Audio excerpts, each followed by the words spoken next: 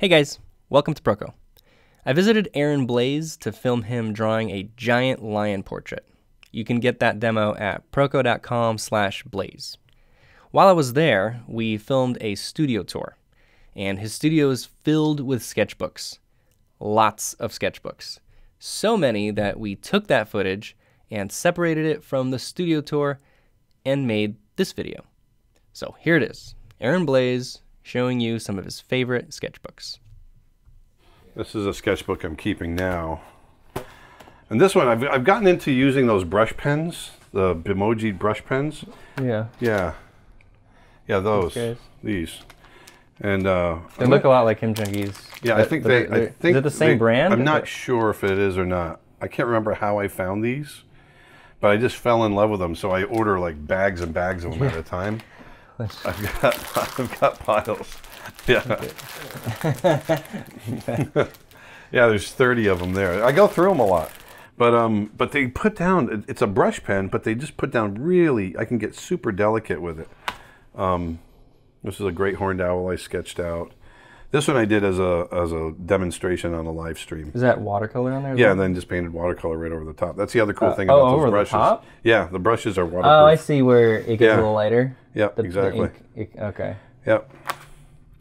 And I was just in Hawaii 2 weeks ago, and I was just doing some sketching sitting on the shore in Hawaii. We went whale watching, did some drawings of the whales as they went by.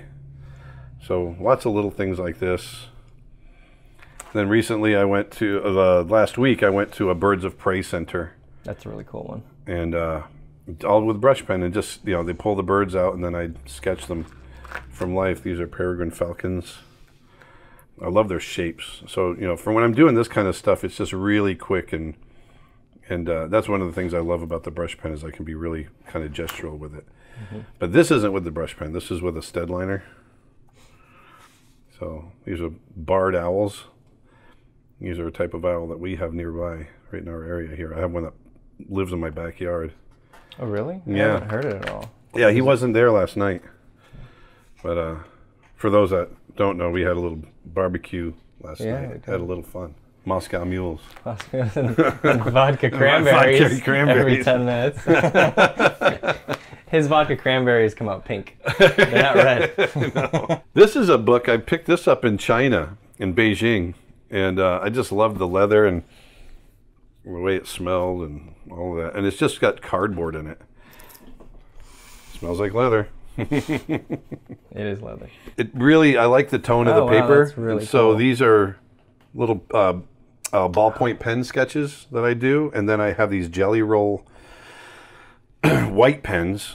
And I can do these really delicate little sketches. This is Vedanta, my girlfriend. And I just do little drawings. Some of them are quick. Some of them are just ridiculous. That kind of looks like Beast kind of turning into a human. Yeah. Looks like me in 5 years. Hey, look at that. That looks more like Beast. It does. But it's a little different though, right? It's not actually Beast. No. It's just like a just Beast's goofing brother. around. Yeah, exactly. I was on a little game farm up in Virginia and did these little sketches while I was there. Alpacas. This is a really Chickens. cool sketchbook. Where did you say you got this? I got it in Beijing. I walked into, there was a little, it was like a stationery shop, but it was all leather. And so it was really cool. This is with my brush pen sketching the dog. So, yep. Nice. So fun stuff. It's really cool. I've got lots of unfinished sketchbooks. Lots and lots of those. You collect sketchbooks, or anytime you see a cool one, you get it? I do. I can't help it. Do you do the same? Yeah, I have a lot of unfinished ones, but this one, this was my mother. I saw the video. Yeah, this was really personal. And this, I'd made a video about this as my mother was dying. My mother died 2 years ago. And I sat with her. I was the only one that showed up. You know, we've had some falling out in the family and that sort of thing. And so I didn't want her to die alone. So I went and sat with her, and plus she's my mom.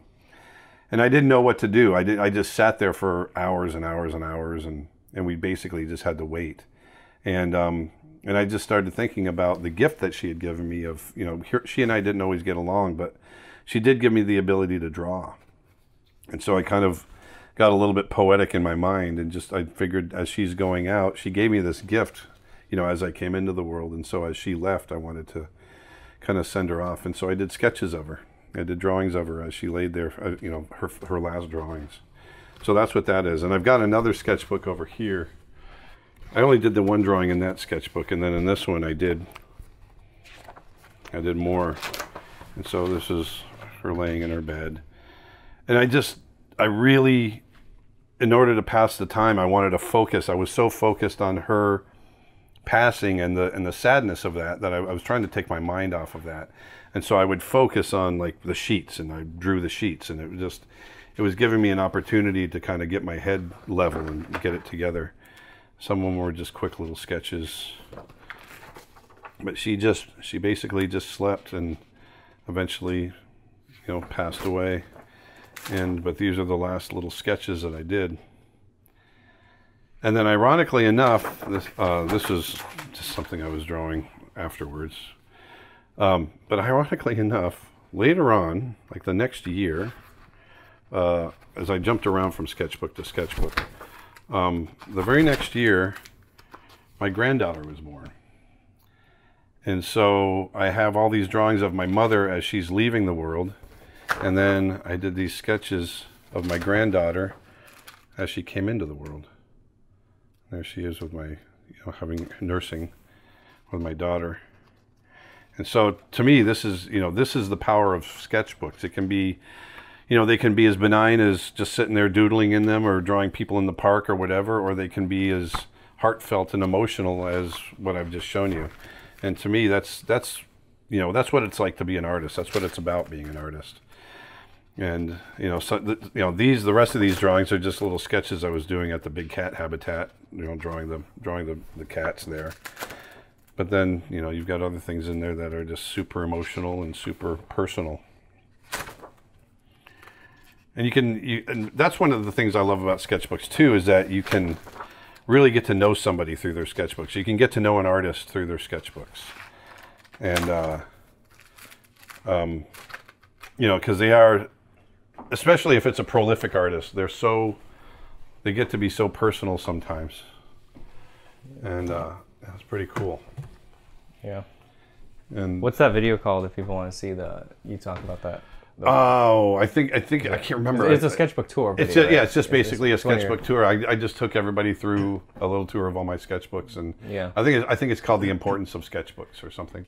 This is one that I kept back in 2002. And my wife, my late wife, Karen, she passed away 12 years ago. But in 2002, we went on a trip to Maine. So she went ahead and took the car and the kids, and they were on the road for like a month, and they worked their way, you know, we live in Florida, and they just kind of worked their way up the coast. And I was working on Brother Bear at the time, and I was in a crunch period. So I could only get a week off. And so I took that week and then flew up to Maine and met them. And so while we were there for the week, you know, in between playing with the kids and having all that kind of fun, then I would go off and do little sketches. These are all like fine, like, I can't remember what kind of pen they are, but they're really fine pens. And I would do the drawing, you know, first, and then lay in the watercolor over the top. So I just got piles of these. They were just, it's everywhere you look in Maine, especially, this is around Bar Harbor. This is Acadia. Everywhere you look, it's a painting. It's just absolutely gorgeous. And, you know, I couldn't not find something to paint.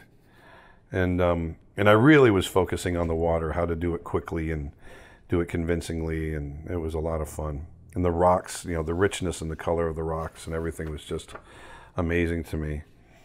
And this is interesting because we had this fog roll in, but it was about 95 degrees. It was really weird. It was super hot out, and yet this fog came rolling in. And I did a little drawing there. Those all look like backgrounds for like an animation or something. Well, I was definitely influenced by that, you know, working at Disney for so long. I sat with the background artists all the time and just tried to figure out what it was that they did. Mm-hmm. You know, because here we are in Catalina. Oh, yeah. So I jumped from Maine to Catalina a couple years later, sitting on the beach there. And then from Catalina, now we go to Jackson, Wyoming. And so sitting on a little, Jenny Lake in Grand Teton National Park. And this is actually the very, this is where it gets emotional too. This one I always get a little emotional with, but these paintings were the last trip I ever took with my wife. She passed away just a few months later. So these are all super important, and that's the beauty of one of the other things too, is when you sit down and you sketch, you're hyper aware of everything. You're sitting there, you're observing, you're looking, you're soaking it in, you smell it, you hear it, you draw it, whatever, and it records in your brain. And so what's nice about these is I can go back and look at them, and I remember everything about that day. I remember everything surrounding that painting.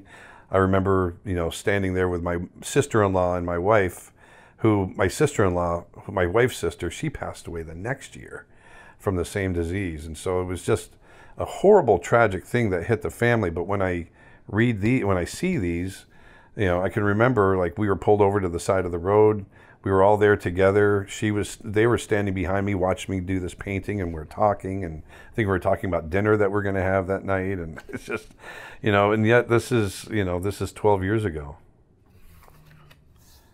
So it's really, this is why, to me, these are so important. They're such important things to do, and in the moment, you really don't know a lot of times the importance that they're going to have for you later on down the road.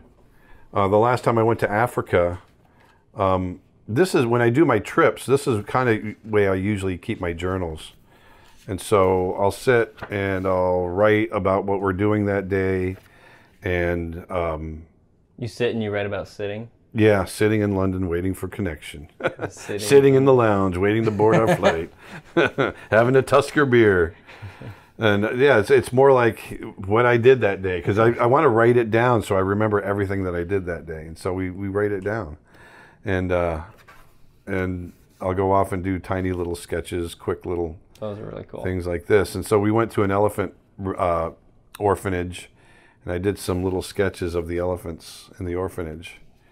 And is this the same time that you have those photos of the orphanage that you showed during? Exactly. Oh, that's cool. Yep, this is the same time. And it was awesome.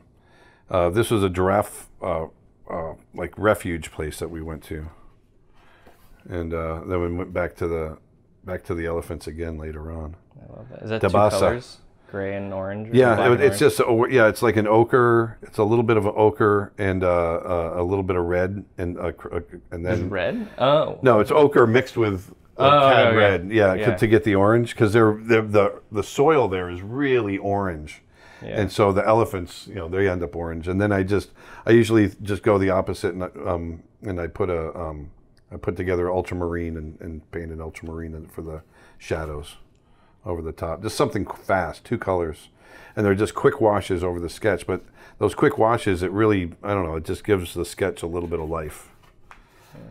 A marabou stork. One of the things we would do is we'd go out and we'd photograph.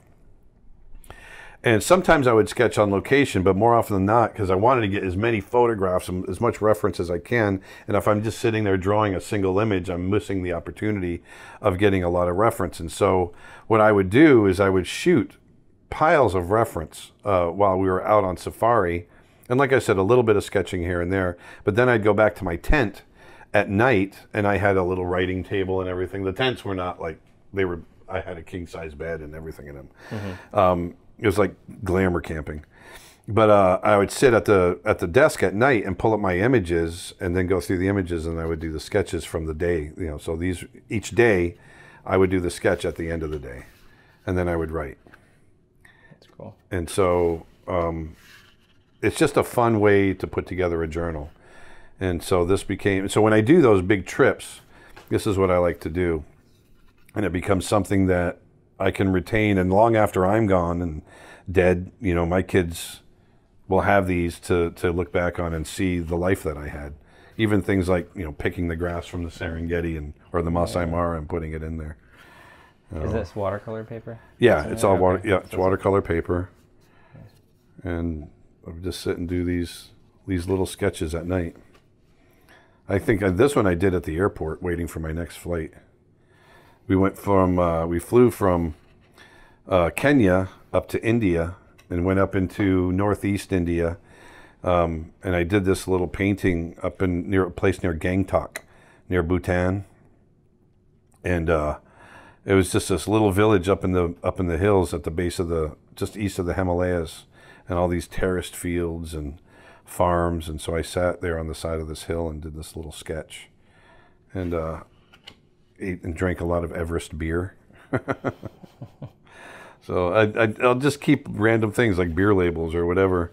You know, I was in Kathmandu, and I just love the intricacy of the tile work and the brick and the wood carving and all this kind of stuff on this building. And so I did a quick sketch of it before we headed off to our next spot.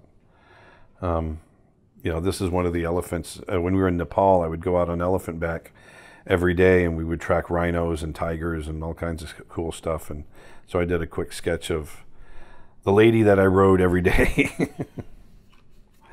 So more writing, and we'd see these rhinos. So this was one of the rhinos that we had seen. And so more beer labels. There you go. Kingfisher beer. But that's it for that one. So it's just, they're really cool. So I keep these on my desk. Every once in a while I'll pull them out and just kind of take a little walk down memory lane. Yeah. Just go through the pages. That's cool. So here's a couple more. I love these Strathmore toned gray pads. That's like the only thing I buy now, because I like being able to go in and, you know, this is a chick that I saw at the airport. I had to draw her, and I love going in there with the light pen, the white pen, and pen, cool. Pencil, or ballpoint pen. And I've just got piles and piles of all of these. I got hired early on. The Netflix Mowgli, the Jungle Book movie that came out on Netflix, not the Disney version, but the one that just came out on Netflix. They hired me to do the character design initially, and so the very first thing I did was sit down and I looked up. You know, first of all, the bears that are in India are called sloth bears. They've got these big furry moppy ears and really interesting nose, and I thought these bears were really cool looking.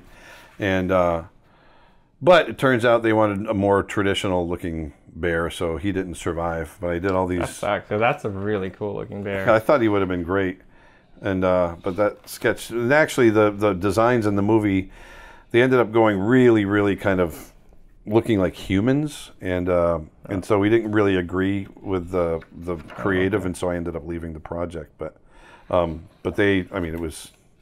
it was cool. It was a fun experience. I was working with Andy Serkis, but these are all cool. Little sketches done for that. It's a muscular looking. Yeah, cat. Bagheera. These are early just drawings for myself. That is amazing. I was watching Planet of the Apes, and then I got really inspired and went back to my desk and just sat down and started sketching. And it was cool. Yeah, just whoop it out. Just sit down and. These are done from life. This is in Wyoming, standing on the side of the road and sketching bison. And then this one, I went back to my room later in the evening. I'd photographed this raven, and I did some sketching of the raven in my room. A young moose. Looks like you have a few styles. And I know. Each sketchbook is like a I know. It's like style. I jump all over the place. But you keep it consistent through each sketchbook, though. Right. Yeah. That's pretty cool. I like that. This one's like very, a lot of directional repeating lines. Yeah. Everywhere. Like very skinny. Yeah, and then you'll see, that was a leopard that I was drawing from life. Then you'll see something like, in this next sketchbook that you'll see. These are all sketched from life. These are little sketches of a cougar, Florida panther that they had at a center down near where I lived. So I went down there and just did a bunch of sketching of him. And they also had a lot of birds there. So I sketched them, and here I am at the zoo in Nashville. So that's the other thing too, is the sketches, they're just all over the place. This was up in Vermont, sketching a bald eagle when I was up in Vermont last time. Peregrine falcon. This one I just sat in my hotel room and had this image of a guy that I had photographed in Nepal. And so I did a drawing of him sitting on my bed, killing time. Is that the Joker? Yeah, I think that, I can't remember what that was going to be for, but I just started to sketch it. So there you go. So wait, who is that? That looks like an actor. It's or is it just from your head? It's just my head, yeah. Okay. But it could almost be Tim Burton. Yeah. So, yeah, sometimes I just like to just make stuff up. This one is when I started using, this is from a friend of mine. It's another style? The sketchbook? Yeah, it's like, well, kind of. Looks like the white kind of pattern. The white areas are more solid. Yeah, well, I had some different tools. Like this is a sketch I did up on top of this mountain in Colombia. I was in Bogota and having lunch at this place, and so I did a sketch of the scenery looking out. This was a lady along the side selling stuff, and I did the sketch of her. But then we go, yeah. So now we go back to, but now we're using. This is where I'm using the brush pen. Mm-hmm. This is just in Colorado. I was sitting on the side of the road in Colorado, and I just looked up this hillside, and I just thought it was pretty, so I did like a 10-minute sketch. You know, this one was a lot more involved. I just sat there and drew and drew and drew at the side of this little stream. Nice. And then these are zoo drawings. Once again, all with the brush pen. So I've really gotten into using that brush pen quite a bit. Meerkat. What's your favorite zoo? You've been to my favorite zoo that I've ever been to. I obviously San Diego is probably the best zoo in the world. Yeah, but I went to a zoo called Tama Zoo just outside Tokyo, and that was one of the best zoos I've ever been to. Cool. And then here, what was good about that one? It was the animals are beautiful pens. It's huge, and there was nobody there. It was amazing. That's good. You can see them basically. Yeah, yeah. But this is at the Smithsonian. I went up to Virginia to visit my girlfriend, Vedanta, who now lives with me. But while I was up there, she was working, so I went into the Smithsonian and spent the day and just sketched all the mounts, all the mounted animals. So these are all animals that were sitting in cases, mounted. And then did a lot. So they weren't alive. They weren't alive. Okay. So they actually sat still for me. Wow. Yes. And then all the skeletons and stuff, they were obviously really cool. So I did a lot of sketching of those. And you have a lot of your own. Yeah, I do. Skulls. I've got piles of shelf them. Over there. We'll work our way over there. This is going to the dog park. Sitting in the dog. That's great. Sitting in the dog park with my dog. That's and funny. While he's running around, I'm out there sketching. That's my dog right there. He's got the curly tail. He's getting his butt sniffed. Yep. Yep. Back to more cats. More buff bison. What have I got in here? More bison. This is from when I was up there this past summer doing little sketches. Oh, here we go. This was just a made-up kind of bird of prey. I was sitting on the airplane, and I just wanted to do something that would take up a lot of time, so I decided to draw every feather. And coyote. Nice. And this is the charcoal. So I did a pen drawing of this cougar, and then also did a charcoal version of it. That you showed earlier. Yeah, that I showed earlier, exactly. Cool. This is a really cool practice. If you ever want to draw like exotic stuff, but you can't go there, chances are there's a webcam that's watching. Oh. And so up in Alaska, in some of the rivers, they've got webcams when the salmon run is happening, and you can watch the bears live. And so I sit in front of my computer here in Florida and watch these bears live, and I do sketches of them while they're fishing. It's kind of fun. So that's what this page is. Is the video quality good enough to... Oh, yeah. It's pretty good. Yeah. Nice. Yep. And this is a picture of my girlfriend on her phone when we were in the Philippines. She was jet lagging pretty bad. A little quick sketch in the Philippines of one of the monuments. This is in Manila. And then I did this one when I was in Brazil, in Sao Paulo. So these sketchbooks go all over the world with me. I was down there for Wacom. Well, I mean, they have to, right? Yeah. You're always traveling all over the world. Yeah. So Yep. hey, that's fun. Wap, pop, pop, pop. That's what the fox says. Oh, no. I thought it was a ring, ding, ding, ding, ding, ding. Oh, this was all for Inktober. This is all Inktober stuff. I don't think I got it all filled up. These are all really, these are super little, delicate little pen drawings. But lots of fun. I love using that white pen. This is a little demo that I did. I did this one on a live stream. And I did this one on a live stream as well, using the brush pen. Cool. That same pen. Do you document your sketchbooks? Like after you fill a sketchbook, do you photograph everything? No. I hardly ever fill one because I'll get sidetracked onto another one. Well, you have so many sketchbooks. I do, yeah. This is sitting in a park in Tokyo. And I did this sketch, just sitting there in Tokyo. A businessman eating his lunch.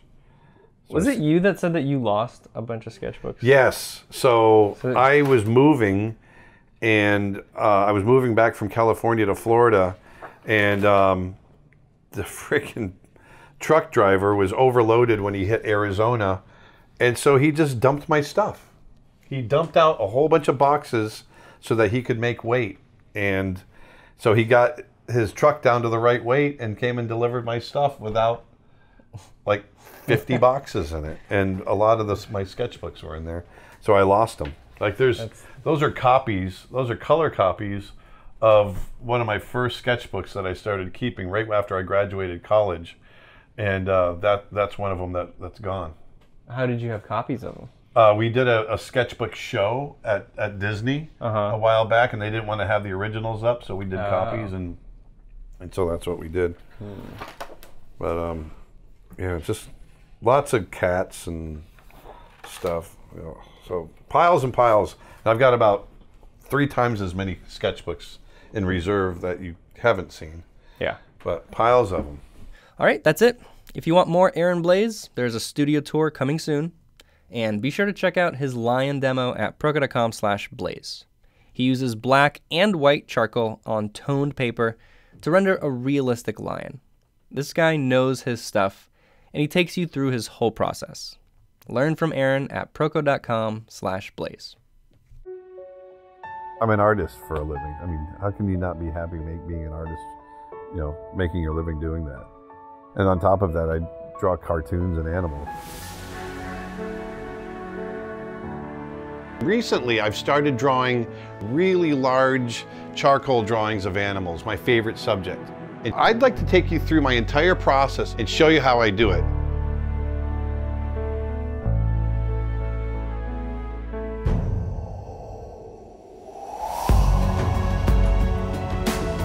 Do not be a slave to your reference.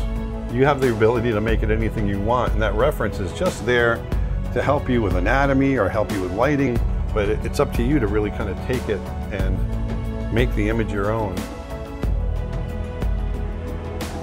I had a very unique background to coming into animation. I was trained as an illustrator. I went in not knowing anything about animation, never been exposed to it. All I knew was I just knew how to draw. A lot of people ask me, how do you get to know how to draw animals out of your head? But you have to understand how they're structured first. It just takes a little bit of time. Well, if you don't think you'll ever hit professional standards, then you're already doubting yourself. You can't go at it like that. And if it's something you want, then you just have to drive and go for it.